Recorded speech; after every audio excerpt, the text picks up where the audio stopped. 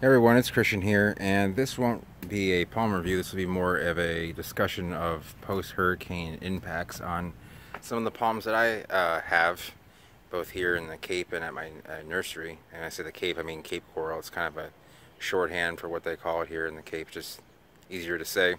So, I went to my nursery today for the first time since probably Labor Day. And I didn't have a chance to even go there to kind of button things up because there really wasn't a way to button up the nursery. It's just a shade house with some open areas. And the cloth was either going to stay on or it wasn't, and it didn't stay on. So it was kind of a mess. The poles were bent. It's pretty much a complete loss. And with my new job and things that I've been doing, I haven't been able to really take care of stuff there. And what was left, I kind of sold off about 80% of it, and what I didn't sell kind of kept here. And just going to kind of be a backyard grower for a little bit. Don't really have another choice unless I want to spend another several $1,000s to rebuild the nursery, which don't even have the time for at the moment. So going to Louisiana tomorrow. I know I mentioned that a million times. I'm really excited because I get to do a lot of vlogging there. I get to do some cool travels to a couple areas I haven't been in Louisiana. But show you a few things that I rescued, and kind of we can discuss mixes here. So let's move this guy out of the way. Get back to him. But this here are some these are some plants that I rescued from the nursery, and they're very sought after. This is Copernicia coelii. This is a most Copernicias are rare in general, the Cuban ones. This is one of the rarer ones. It's from I believe Orientale province or Sancti Spiritus. I can't remember which province in Cuba, but I can't find you a larger plant at the moment. I know where a couple are, but I can't get to them that are in Florida. I could do a vlog on, but these are seedlings, all one-leafers. They look a lot like a lot of other seedlings, but they're very deep rooters. They're remote germinators, and let's see if we can't see if they have. There's no roots coming out of the bottom of that one. Let's try a couple. There may not. Some of these root a little bit deeper than others. These pots are about 9 inches deep. Don't see any on that one. So these have not hit. Now, if you can see here, I actually keep them in a tub that has a drain hole, but it holds water at the bottom. So the bottom always stays moist, which is really key. Copernicias love having a water source to kind of tap into when they want to. They have contractile roots, which can actually bring them deeper into the ground, and when they need more water, and they can come back out when they need less. They don't like move up and down. It's not like a, think of it as kind of a very small version of, say, like a hydraulic suspension on a car. Like I know Range Rovers have that, so somewhat like that. And so I also saved some of these cycads. These are zamias. These are native to central Mexico. This is called Zamia enormis, and that brown is from sunburn because they were under shade cloth. And the shade cloth went bye-bye, and then a lot of this weedy stuff is actually some, they're called Peter peppers that I grew from seed, and they just kind of are ending their life cycle. They're just habaneros that are have a funny shape about them. I'm not going to go too much further into that, but you can research that if you'd like to. And this here is a palm that I got as a seed from a good friend of mine in Brazil near Recife. I believe that's pronounced correctly in Portuguese. It's called Sagar species Arco Verde, and Arco Verde is an I don't know if it's a town or a community. It's right near the equator, but it's at about 3,500. It's about 1,000 meters or 3,500 feet. That's 3,300 feet above sea level there. So this has a very stiff leaf. It has a silvery underside. If you can, might look better from this way.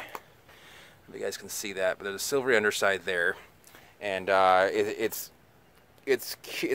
a curious plant. This plant's 10 years old, and it's been. There were times where I was not able to be nearby it because I was an hour drive from the nursery, and I was only there once every couple weeks. So I tried to do my best that I could to take care of everything. But this thing's gone through just about everything and done well. So another couple things. A guy that I know rescued a couple of the plants from my nursery that I could not rescue because I had no place to put them at the time.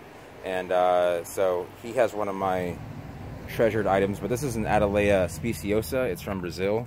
It's basically, they know it's kind of like a Brazilian oil palm of sorts. It gets very large. This is the seed of it's right there, and I have a bunch of other seeds of it just kind of hanging out. Those are the ones that didn't germinate.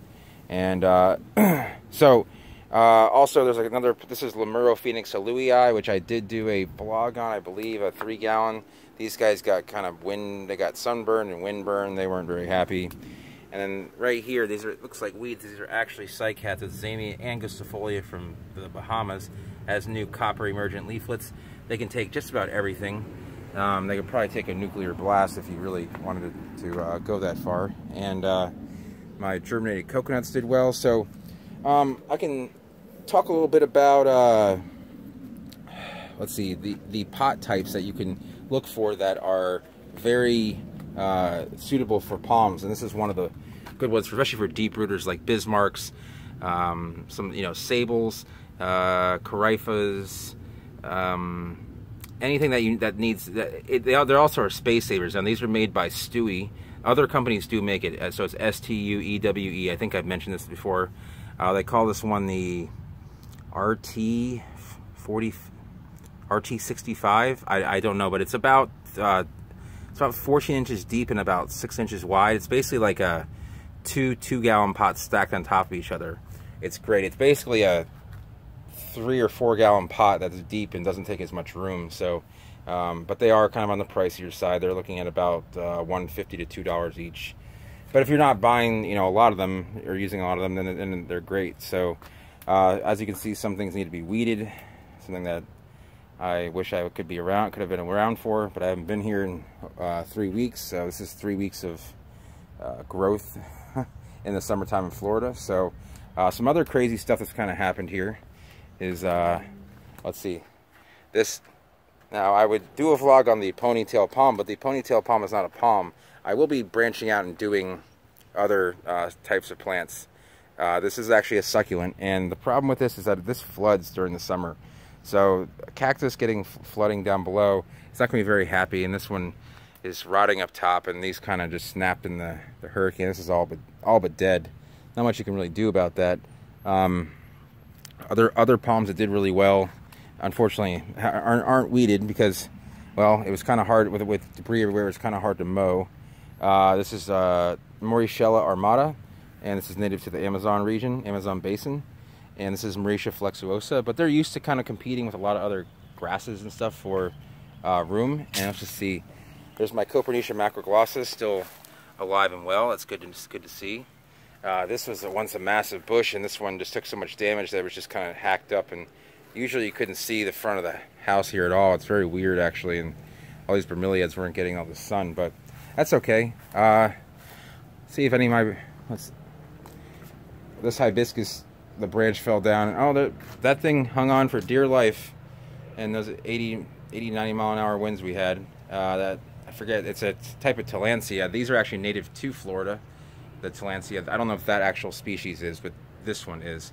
That's a Florida native, and you can see the little guys growing here. Look real close. They call them air plants. You can actually find them at Home Depot, and you can put them on anything. And they'll take down to like 20 degrees or so, I believe, is their cold hardiness. But across the street, there used to be a ton of shade here. If you can see all this carnage that happened. This Chinese berry tree. It looked like a ficus, but it was not a ficus. You can zoom in here without... I know the owner of the house here. He's a really nice guy. I don't know if he watches the vlog. He might, but you can see it just uprooted and went the other way from the house here, which is a good thing.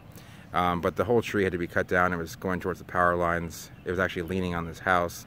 It didn't seem to do any damage, but the house went from being very shaded to very unshaded, and it's gonna. I'm sure the great part about getting a shade tree is that you don't have to heat your house. I mean, you have to cool your house as much in the summer.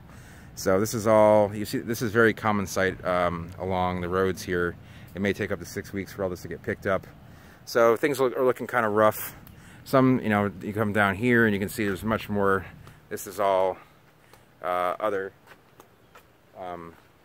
debris that either fell down or was chopped down. No, I didn't even notice that. There used to be a Bauhinia there, the orchid tree. It was about 20 feet tall and 25 feet wide. and that's totally gone. They just don't do well in hurricanes. They're not native to a wind-prone regions. So, yeah, I mean, that's what happens during a hurricane. A lot of foliage comes down, and then there's a lot of growth, and some things kind of blow into your yard, and you just kind of put them out to the trash. And amazingly, these are both hurricane palms, Dictyosperma album, which I don't think I've done a vlog on, but I will. I'll do it on a mature one though, because these are kind of they're getting there, but they need a little bit of mulch and TLC that I haven't been able to give them. So kind of little projects I've done around here, even though, like I said, you know, this is not my house, but I do stay here. Because I'm nomadic of sorts, I do stay here at times. I stay in Sarasota, and I also, as I mentioned before, there will be kind of a new chapter where part of me going up to Louisiana is to pick up something that will kind of give me more mobility. I'll just kind of leave it that as a hint, but you'll see when if I make it back all right, you guys will see, and hopefully that'll be the case. So without making this a 20-minute vlog, I just kind of want to give you a little kind of view of debris and cleanup and messiness that is the front yard here and the front yards of many other people's houses. So it just takes a while for all this to recover and to get back to normal. A lot of great mulch to be had, though, if you have a chipper. It's a good opportunity. So anyway, I'm going to leave that there. Hope you guys enjoyed the vlog and kind of seeing what's been going on. And I'd like to do some more vlogs that involve the technicalities of potting and stuff. I need to get a few more gadgets. I kind of don't have all of my materials with me, but when I do, I will definitely start doing that. People have been asking for that, and I've wanted to provide that, and so I will do that as soon as I can when I get back from Louisiana. And so I will let you guys go, and thanks for watching. Go ahead and comment, subscribe, and like, and let me know if you have any questions, and I will see you guys next time.